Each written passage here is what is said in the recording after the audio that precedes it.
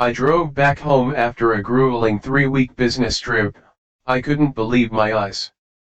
My ranch, the one I'd sweated for, the one I'd poured every spare dime into, was overrun. Balloons, flowers, ribbons, and a massive white tent dominated the landscape. Hundreds of white chairs were arranged in neat rows, and a giant sign proclaimed, "Congratulations to the new Mr. and Mrs. Peterson." Music blared from enormous speakers, and over 100 people in suits and dresses were laughing, eating, and dancing right on my land.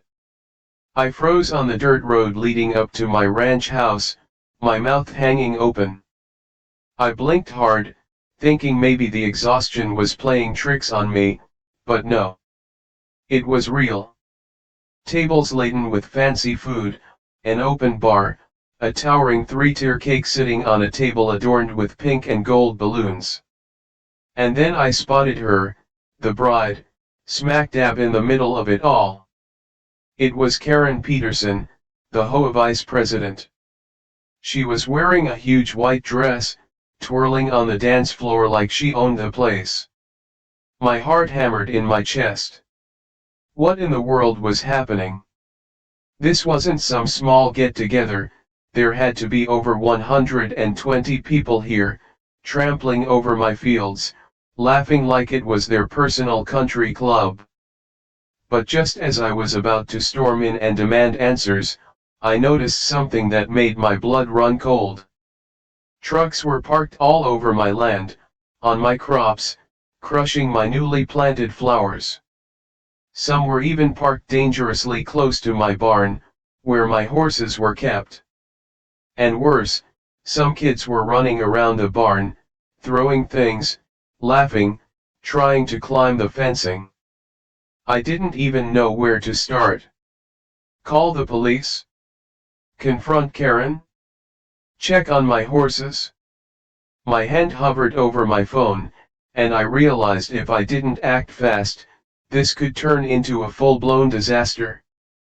But I didn't want to do anything rash. I needed to be smart. How did this even happen? Why was Karen, of all people, celebrating her wedding on my ranch? Let me take you back to how this madness all started. 3 months earlier, I'd gotten a letter from the HOA about some new community improvements they were pushing. Karen Peterson had just been elected vice president, and she was already making life miserable for everyone. She handed out citations like candy, slapped ridiculous fines on people for minor things like painting their doors the wrong shade of beige, and even tried to tell folks what flowers they could plant. But because my ranch sat on the very edge of the HOA boundary and technically wasn't part of the HOA, I thought I was safe. Boy, was I wrong. It started small. One afternoon, I found Karen snooping around the outer fence of my property. I had caught her red-handed, peeking through the fence boards. When I asked her what she was doing, she smiled that tight, fake smile and said she was just admiring the scenery. I brushed it off at the time. It wasn't the first time HOA busybodies poked around where they didn't belong. The second time, she brought 2 men with her, both wearing polos with the HOA logo, and they started taking photos of my barn and front porch without my permission. When I marched out and demanded to know why, Karen said it was for community records. Community records for a property that's not even part of your HOA? I asked, raising an eyebrow. She just laughed awkwardly and waved it off again. I let it go. I had bigger things to worry about. My fencing needed repairs, and I was busy preparing for a few weeks away on a business trip to Texas. I figured as long as my ranch wasn't in the HOA, they couldn't touch me. Before leaving, I double-checked everything.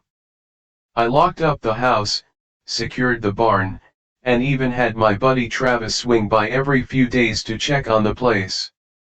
Still, somehow, in the few days before my return, Karen had pulled off the unthinkable. When I was away, Travis told me everything had been normal during his last visit. No tents, no trucks, no party planning. Which meant Karen and her army must have set all this up just days before my return. But why? How had they broken into my property? Was there some kind of trick? Did they lie to Travis? The questions swirled in my mind like a tornado. And standing there, frozen in my truck, watching them dance and celebrate on my land, I knew one thing for sure: this wasn't just a mistake, it was an invasion. I put the truck in park, took a deep breath, and stepped out onto the dirt road. That's when one of the waiters carrying a tray of champagne glasses spotted me. He waved cheerfully, thinking I was a guest, and shouted, "Hey, you must be part of the Peterson party. Drinks are over there." I stared at him, dumbfounded. Was everyone here in on this, or did they truly think this was Karen's property? Then, just as I was about to walk forward, I heard a loud crash coming from the direction of my barn. Horses whinnied loudly, metal clanged, and people screamed. I sprinted toward the noise. What I saw next made my blood boil. One of Karen's drunk wedding guests had knocked over the barn gate, and now my horses were bolting out, panicked and wild, straight toward the. I tore across the field as fast as I could, my boots sinking into the soft dirt. I waved my arms, shouting for people to get out of the way. Some of the guests screamed and dropped their glasses, stumbling over chairs as my terrified horses galloped right through the middle of the wedding party. Karen, still in her big white wedding dress, froze with a piece of cake halfway to her mouth. Her jaw dropped open as one of my horses, a beautiful brown mare named Sally, barreled right past her, knocking over tables and scattering plates and decorations everywhere. Guests tried to run, but in all the confusion, they just kept crashing into each other. A few people dove to the ground to avoid being trampled. One poor guy holding a giant camera tripped over a folding chair and landed flat on his back with a thud. I raced toward the barn, heart hammering in my chest. Two of the smaller horses were still inside, skittish and stomping their hooves. Luckily, they hadn't gotten out yet. I grabbed a lasso from the side wall and whistled sharply. Sally knew that whistle. Even though she was scared, she slowed down just a little, looking around for me. "Easy girl," I called out, stepping carefully through the chaos. "Come on, Sally, easy." It took a few tense minutes, but I finally managed to get a rope around her neck and start calming her down. I rubbed her nose and whispered softly until she stopped shaking. Some of the guests stood up slowly, brushing off dirt and grass. Others just stared wide-eyed at the wreckage around them: torn tablecloths, crushed food, broken chairs. It looked like a tornado had hit the wedding. And standing right in the middle of it all, fuming like a teapot about to explode, was Karen.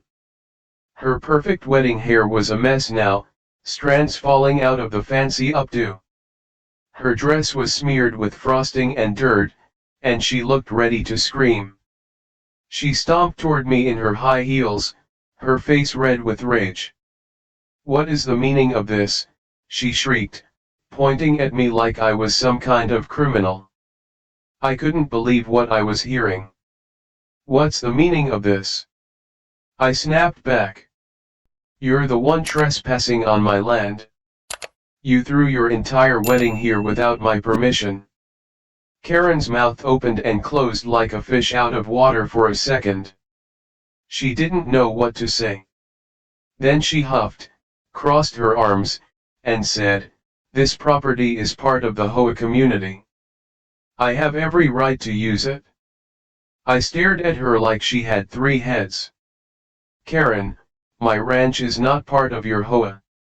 It never was," I shouted. You had no right to be here. Some of the guests, sensing that something was very wrong, started whispering among themselves. A few of them awkwardly picked up their things and hurried to their cars, trying to leave before things got uglier. Karen's new husband, a tall, skinny guy named Brad, jogged over, looking nervous. "Maybe we should talk about this," he said, holding his hands up. "No need to make a scene." I laughed bitterly. "You already made a scene, buddy. A big one." Karen stamped her foot like a little kid throwing a tantrum. "You're wrong," she yelled. "The HOA map clearly shows this area as part of the community green space. For you, a free like is easy. But for me, it is the greatest support and encouragement. For this video, can you give me 1 like and 1 subscription? Thank you very much." I pulled out my phone and quickly opened the property records app one had bookmarked. I scrolled to my ranch's official listing and turned the screen toward her. "See this?" I said, tapping the screen. "Private property. Not HOA. Not public. Mine." Karen's face turned even redder. She looked like she might actually pop. But instead of apologizing, she shrieked louder, "It's your fault for not putting up better fences. How are we supposed to know?" I stared at her in complete disbelief. It was like arguing with a brick wall. Meanwhile, my horses were still nervous, and the remaining guests were now awkwardly shuffling away from the mess. The open bar was abandoned, the DJ had stopped the music, and the giant wedding cake had toppled sideways into the dirt. The party was officially over. I was just about to call the sheriff when I heard a sharp, angry voice behind me. "Hey, you!" I turned around, and there stood Mr. Thompson, my 80-year-old neighbor from across the road. He had his old dog on a leash and a scowl on his face. I saw everything. Mr. Thompson shouted, jabbing his cane in the air. "I got pictures too. You better believe the law is going to hear about this." Karen's eyes widened for a split second, then she squared her shoulders and hissed, "You have no proof. No one's going to believe you over me." Mr. Thompson chuckled darkly and held up his phone, waving it at her like a trophy. "Oh, I got proof, sweetheart," he said.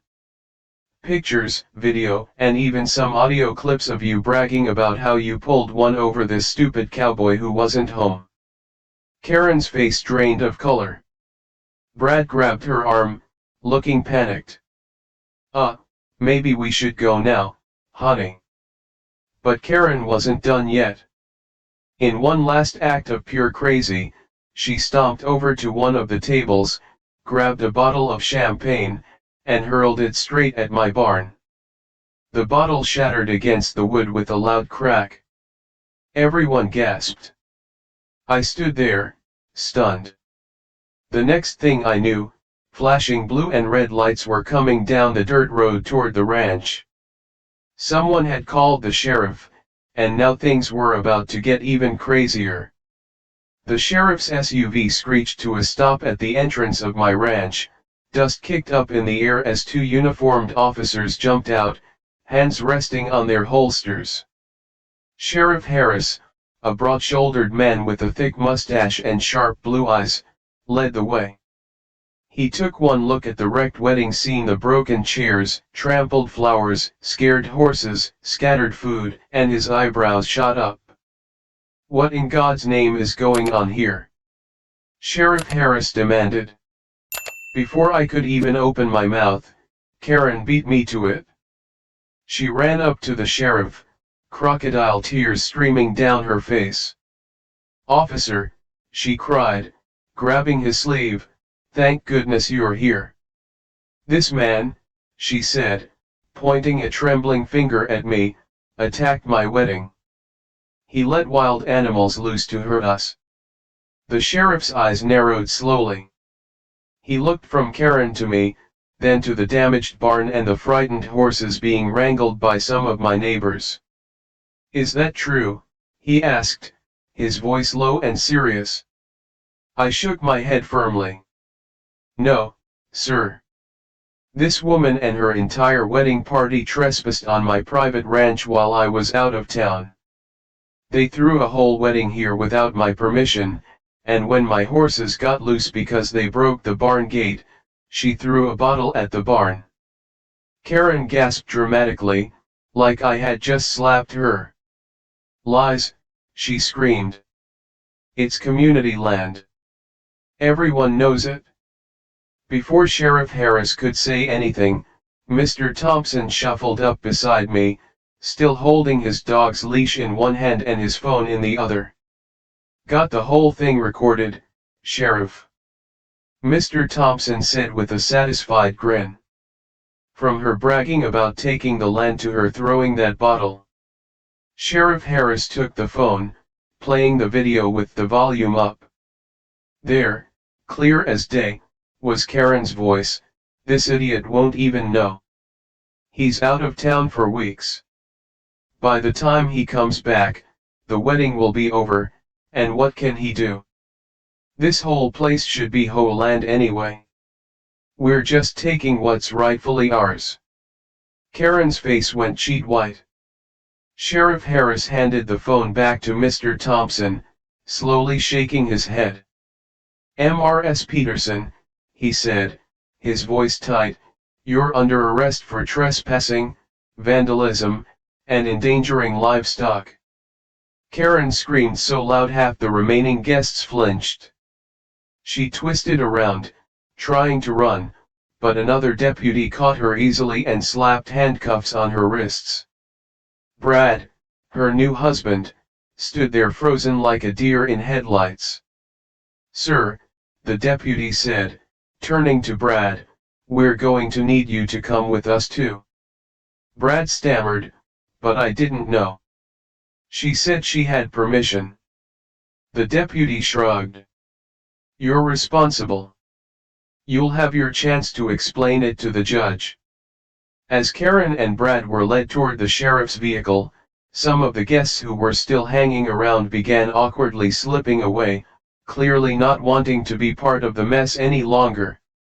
I felt a small wave of relief until I looked around at the absolute disaster left behind. Trash was everywhere. My fencing was broken. My vegetable garden was flattened under a sea of muddy high heels. The barn door was cracked and hanging off its hinges. This wasn't going to be an easy fix. Sheriff Harris came over and clapped a hand on my shoulder. "You want to press full charges?" he asked. I nodded without hesitation. "Every single one." He nodded back. "Good man. They'll pay for this."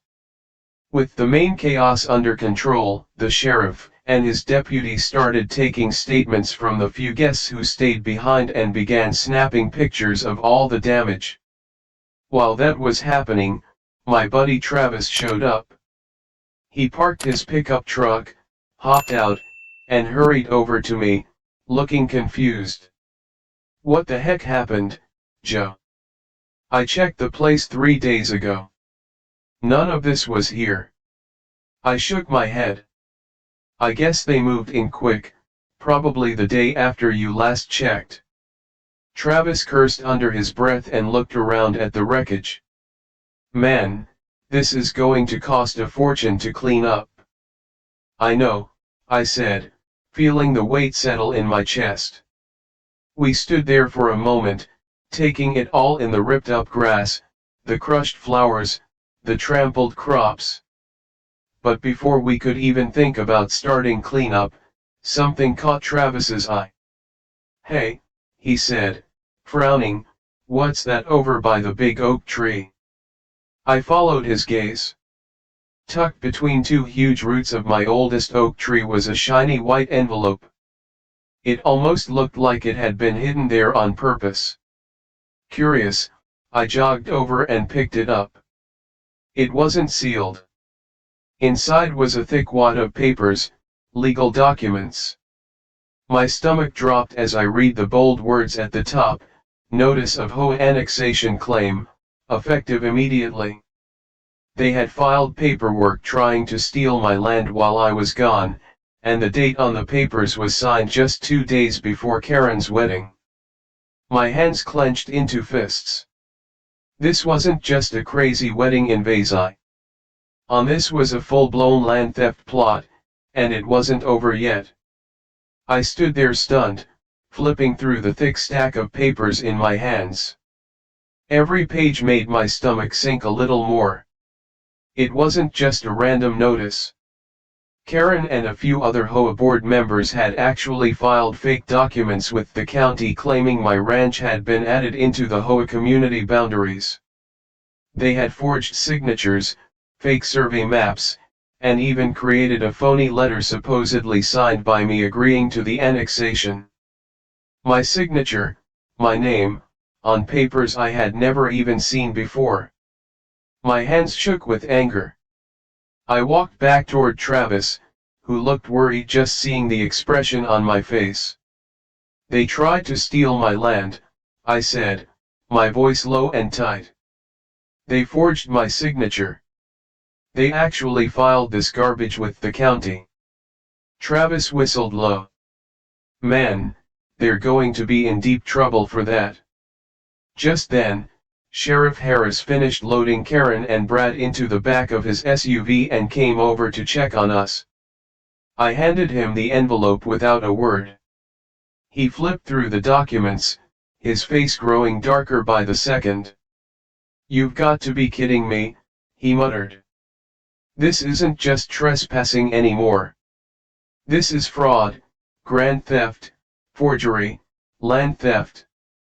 He looked up at me, eyes serious. "You need to get a lawyer.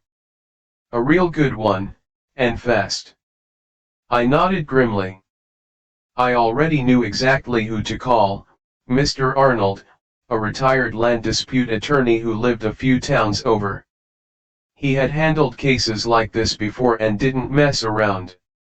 While the sheriff and his team finished taking evidence, Travis and I got to work trying to calm the rest of the horses and secure the barn again. It wasn't easy. Sally and the others were still spooked, and it took nearly 2 hours before we had them safely back inside with food and water. By the time the last horse was settled, the sun was already starting to dip behind the hills, casting long shadows across the torn-up field. I leaned against the barn door, exhausted, looking at the mess that used to be my peaceful ranch. Tables and chairs still lay everywhere. Empty plates and broken decorations littered the grass. The open bar was tipped over, its bottles smashed into the dirt. The white tent in the center of the field sagged sadly to one side, half collapsed. It looked like a war zone. I didn't even know where to start. Travis clapped me on the back. "Don't worry, man. We'll fix this, one step at a time." I nodded, grateful for his support, but deep down, I knew this wasn't just about fixing broken fences and smashed flowers. This was war, and I was going to make sure Karen and every single person involved paid for what they did. The next morning, after a few hours of restless sleep, I drove straight to Mr. Arnold's office with the forged documents in hand. The old lawyer adjusted his glasses, reading every page carefully without saying a word. The clock on the wall ticked loudly in the quiet room. Finally, he set the papers down and leaned back in his chair. "Well," he said, steepling his fingers under his chin, "they really stepped in it, didn't they?" I nodded. "What can we do, Mr. Arnold?" Mr. Arnold smiled, slow and cold. "Oh, don't worry. We're going to make them wish they'd never heard of your ranch." He explained that we could press criminal charges for forgery and fraud, and we could sue them civilly for damages to the property, legal costs, emotional distress, the whole works. And the HOA itself, he added, if it's proven they supported this, could be dismantled completely. My eyes widened. I hadn't even thought of that. Mr. Arnold leaned forward, tapping a thick law book on his desk. We're not just going to fight back, he said. We're going to bury them. For you, a free like is easy. But for me, it is the greatest support and encouragement. For this video, can you give me 1 like and 1 subscription? Thank you very much. I left his office feeling lighter than I had in days. Finally, someone was on my side who knew exactly how to handle this. But when I got back to the ranch, I found something that made my stomach flip all over again. Spray painted in huge, ugly red letters across the side of my barn were the words, "You'll regret this." And standing right underneath it, holding a can of spray paint, was Karen's younger brother, maybe 20 years old. He grinned at me like a kid caught stealing cookies and then dropped the can and took off running toward a beat-up black pickup truck waiting on the road. The truck peeled out, tires kicking up rocks and dust as it disappeared down the road. I stood there, fists clenched, heart racing. They weren't just trying to steal my land now, they were threatening me. And this was about to get a whole lot worse. I stared at the ugly red spray paint dripping down the side of my barn, feeling sick to my stomach. You'll regret this. The words burned into my mind like fire. For a moment, I just stood there, fists clenched, heart pounding, trying to calm down. I had already called the sheriff after finding the forged documents. Now I had to call again, this time for vandalism. I whipped out my phone and made the call. While I waited for the deputy to arrive, I grabbed a hose and started trying to wash off the spray paint, but the more I scrubbed, the more it just smeared into a wider pink mess. It wasn't going to come off easily. I'd have to repaint the entire side of the barn. When Deputy Stevens pulled up, he shook his head the moment he saw the damage. "They're not making it easy for themselves, are they?" he muttered. I told him about the kid, the one I was sure was Karen's younger brother, Kyle. He was about 19, always hanging around with troublemakers in the neighborhood.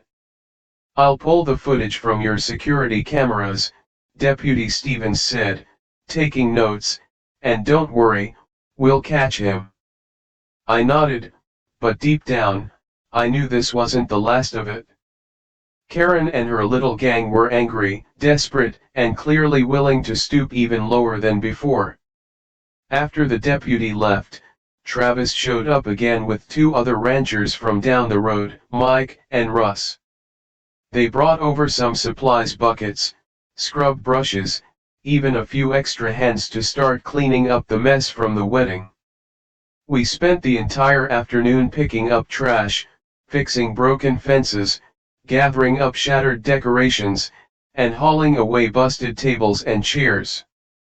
It was hot, sweaty, dirty work.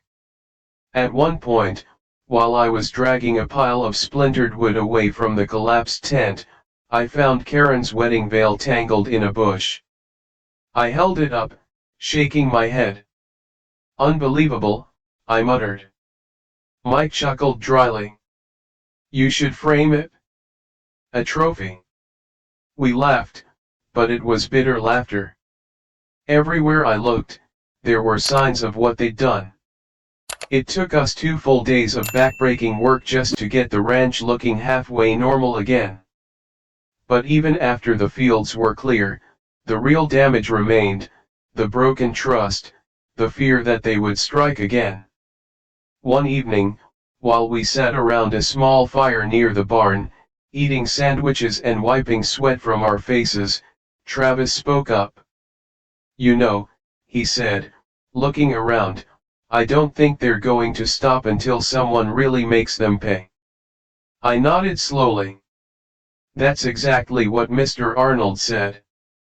Russ leaned back on his elbows. You got a good lawyer. Let him hammer them in court. Mike grunted. Or we hammer them here. We laughed again, but there was a truth under the joke. People like Karen thought they could do whatever they wanted because no one ever fought back hard enough. Well, they messed with the wrong rancher this time. The next morning, I had my first real meeting with Mr. Arnold at the county courthouse. He brought a stack of evidence, the forged documents, the videos Mr. Thompson had recorded, pictures of the vandalism, statements from the neighbors, and even aerial photos showing the damage to my crops.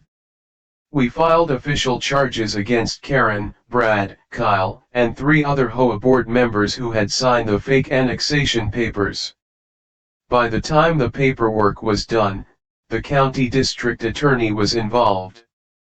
This wasn't just a civil matter anymore, it was criminal fraud, trespassing, vandalism, conspiracy to commit grand theft. Karen and her crew were facing real jail time. I should have felt relieved, but instead, I felt tense, because deep down, I knew desperate people don't just sit quietly when they're cornered. That night, my fears proved right. Around 2 a.m., I woke up to the sound of engines. I scrambled out of bed, pulled on my boots, and grabbed my flashlight. When I stepped outside, I saw 2 trucks creeping up the dirt road toward the barn. No headlights, just the rumble of engines in the dark. My stomach dropped. I ducked behind a tree and called the sheriff immediately. 2 trucks on my property, I whispered. Middle of the night. Might be the same people. Stay hidden. The dispatcher said deputies were on the way. I stayed low, heart racing, watching the trucks roll to a stop near the barn. 4 figures jumped out, hoods pulled over their heads. They carried crowbars, chains, and big cans that looked suspiciously like gasoline. My blood turned cold. They were planning to burn down my barn with my horses inside. I didn't even think. I ran toward the barn as fast as I could, waving my arms, shouting at the top of my lungs, "Get off my land! Sheriff's on the way!" The figures froze, then scattered. One of them dropped a crowbar and sprinted for the truck. Another fumbled the gas can, spilling it across the dirt before scrambling away. The trucks peeled out, engines roaring, fishtailing down the road and disappearing into the night. I ran to the barn, heart hammering. Thankfully, they hadn't lit anything yet. The spilled gasoline stank in the air, but the building was still standing, the horses stamping nervously inside. I backed away, hands on my knees, gasping for breath. Moments later, the sheriff's deputies arrived, lights flashing across the fields. They took my statement, collected the crowbar and the dropped gas can for evidence, and promised they would track down whoever it was. But I already had a pretty good idea: Karen's brother, maybe some of his buddies, maybe even Brad. They weren't going to stop until they were locked up or until they destroyed everything. And now it wasn't just my land or my pride at risk, it was lives, theirs, mine, the horses. The next day, Mr. Arnold filed an emergency motion with the judge for a restraining order against the entire HOA board, Karen's family, and anyone associated with them. If they so much as stepped onto my property again, they'd be arrested on the spot. It was a small step toward feeling safe again, but deep down, I knew we were heading for something even bigger, because while we were fighting in court, the HOA had secretly hired their own high-powered lawyer, and they were getting ready to strike back. The courthouse was packed. Every seat was filled, and even people who had no direct connection to the case showed up just to watch. Word had spread around town about what Karen and the HOA had done, and everyone wanted to see what would happen next. Mr. Arnold sat beside me at the long defense table, wearing a sharp gray suit and a calm, serious expression. In front of us sat Karen, Brad, Kyle, and 3 other HOA board members, all looking miserable in their best clothes. Their fancy lawyer, a slick man named Mr. Dalton from a big city firm, was already flipping through papers and whispering urgently to Karen. The judge, a no-nonsense woman named Judge Holloway, banged her gavel once to bring the room to order. "Let's proceed," she said. The opening statements were brutal. Mr. Arnold laid out everything: the forged annexation papers, the fake signatures, the trespassing, the vandalism, the reckless endangerment of livestock, the late-night attempted arson. He showed videos, photos, audio recordings, all of it. Karen's lawyer tried to spin a different story. He said the whole thing was a misunderstanding, that Karen had believed the land was part of the HOA, and that any documents were filed in error, without malicious intent. When he said that, people in the courtroom actually laughed. Even the judge raised an eyebrow. Then the witnesses started taking the stand. First was Mr. Thompson. He shuffled to the witness box with his cane, placed a hand on the Bible, and swore to tell the truth. "Tell us what you witnessed," Mr. Arnold said. Mr. Thompson cleared his throat and looked straight at Karen. "I watched that woman plan this whole thing," he said. "Heard her say it plain as day. She said Joe would never know, and that the land should be hers anyway." He then played his recording for the whole courtroom to hear. Karen squirmed in her seat, face red as a beet. Next was Travis, then Mike, then Russ. They all told the same story: how Karen had been snooping around my ranch, how her guests had destroyed my property, and how her family came back in the middle of the night to try and burn my barn down. Each testimony was like a hammer pounding another nail into Karen's coffin. But then, halfway through the day, something happened that nobody expected. The court door swung open, and in walked someone I hadn't seen in years: Ryan, my own cousin. My stomach twisted into a knot. Ryan used to help out on my ranch years ago, before we had a falling out over money. I hadn't spoken to him since, and now here he was, striding into the courtroom with a folder tucked under his arm. Mr. Dalton, Karen's lawyer, lit up like a Christmas tree when he saw him. I knew instantly Ryan had agreed to testify against me. My jaw tightened as Ryan was sworn in and took the stand. Mr. Dalton wasted no time. "Mr. Dawson," he said, "isn't it true that Joe verbally agreed years ago to join the HOA community?" Ryan nodded slowly. "Yeah," he said. "It was at a family barbecue. Said he didn't mind joining if it helped property values." I almost jumped out of my seat. "That's a lie," I hissed to Mr. Arnold. Mr. Arnold just held up a calming hand. "Let him talk." Ryan continued, spinning some nonsense story about how I had been planning to join the HOA and must have simply forgotten about signing the paperwork. It was total garbage, but I could tell some people in the crowd were getting uncomfortable hearing a family member say it. For you, a free like is easy. But for me, it is the greatest support and encouragement. For this video, can you give me 1 like and 1 subscription? Thank you very much. When Mr. Dalton sat down, Mr. Arnold stood up and slowly approached the stand. "Mr. Dawson," he said calmly, "do you have any proof of this supposed verbal agreement?" Ryan shifted uncomfortably. Well, no witnesses. Ryan hesitated. No documents. Ryan glanced at Karen, then back at the judge. No, Mr. Arnold smiled slightly. So it's just your word. Ryan nodded, his face starting to turn red. And isn't it true, Mr. Arnold continued smoothly, that you're currently behind on mortgage payments, and that Karen Peterson paid off your late fees last month? The courtroom gasped. Ryan's mouth opened, but no words came out. Judge Holloway leaned forward. Answer the question, Mr. Dawson. Ryan's shoulders slumped.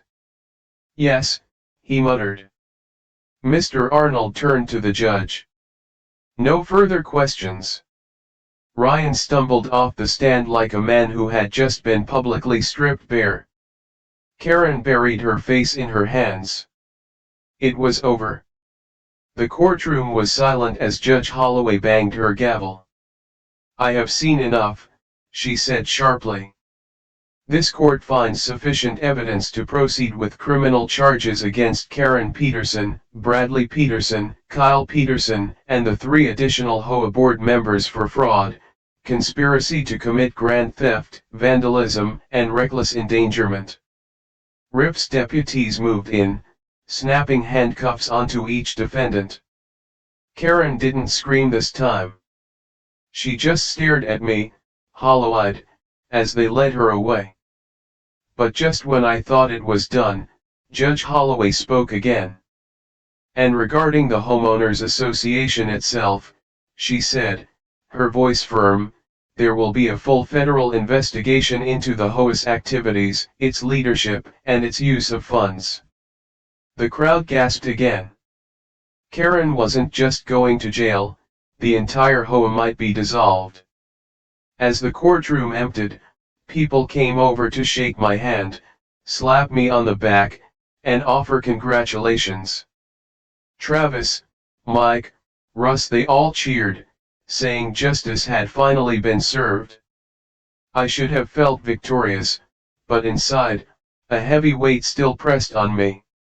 Because that night, when I got home to my ranch, a package was waiting for me at the gate. No label, no return address, just a plain box taped shut. Feeling uneasy, I opened it. Inside was a single bullet and a note. It read, "This isn't over." I stood there on the dirt road, the package in my hand, staring at the bullet and the note. This isn't over. A cold wind blew across the field, rustling the dry grass at my feet. For a moment, I just stood there frozen, the night around me heavy and silent. Then I snapped out of it. I shoved the note and the bullet back into the box, locked it in my truck, and called Sheriff Harris immediately. Within 20 minutes, 2 patrol cars pulled up at the ranch. Deputies spread out, checking the perimeter with flashlights, and one took the box and note carefully as evidence. Sheriff Harris pulled me aside.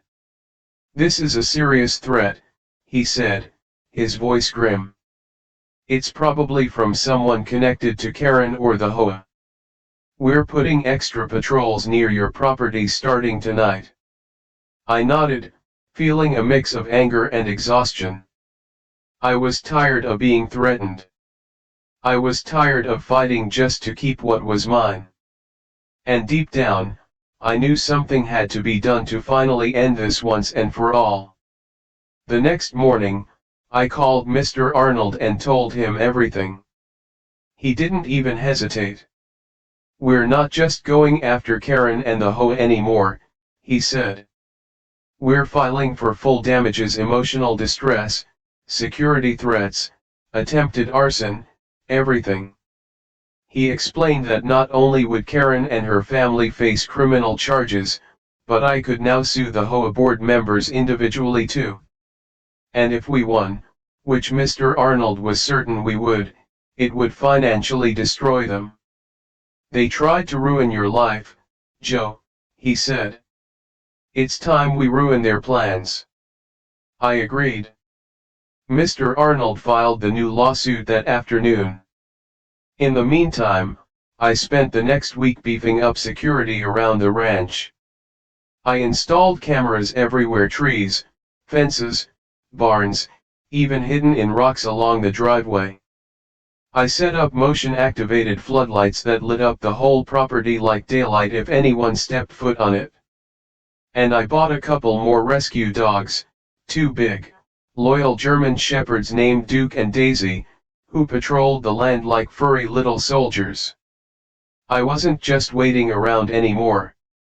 If they came back, they would be caught red-handed. But as the days passed, there were no more midnight visitors, no more trucks creeping down the road, no more threats. It was like the bullet had been their last desperate shot, or maybe they finally realized they were beaten. Meanwhile, the investigation into the HOA kept digging deeper and deeper, and what they found shocked everyone. Karen and the HOA president had been stealing money from the HOA funds for years. HOA dues meant for community improvements had been used to pay for Karen's wedding, Brad's new truck, and even vacations to Florida and Mexico. They hadn't just tried to steal my land, they had been stealing from every homeowner in the community. When the news broke, it was chaos. Homeowners flooded the courthouse with lawsuits.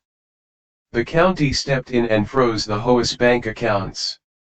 The judge ordered the HOA officially dissolved. Every board member, including Karen, was banned from serving on any homeowners association ever again. And Karen? She was sentenced to 5 years in state prison for conspiracy, fraud, and attempted arson. Brad got 2 years.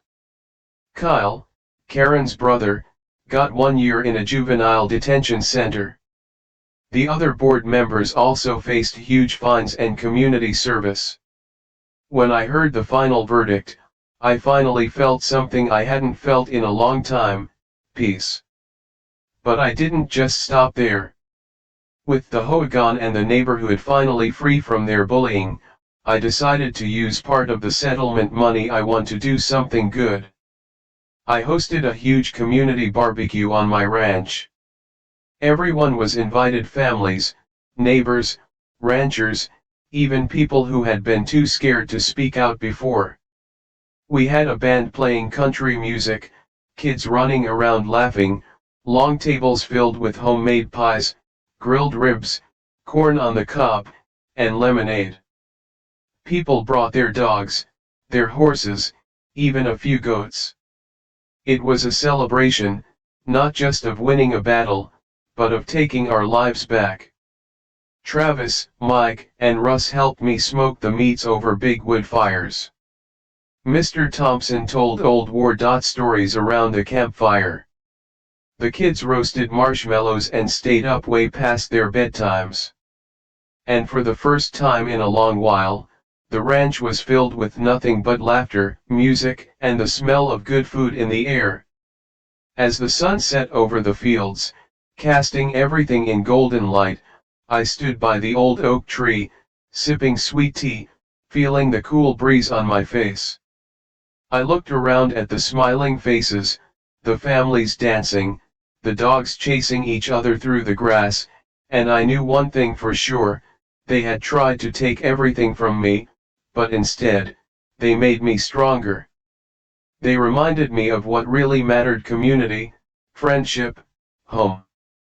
And no greedy HOA, no angry Karen, no crooked board member was ever going to take that away from me again. Not ever. As the last of the fireworks lit up the night sky, a cheer rose from the crowd, echoing across the hills. It was a new beginning, and this time, we were writing our own rules together.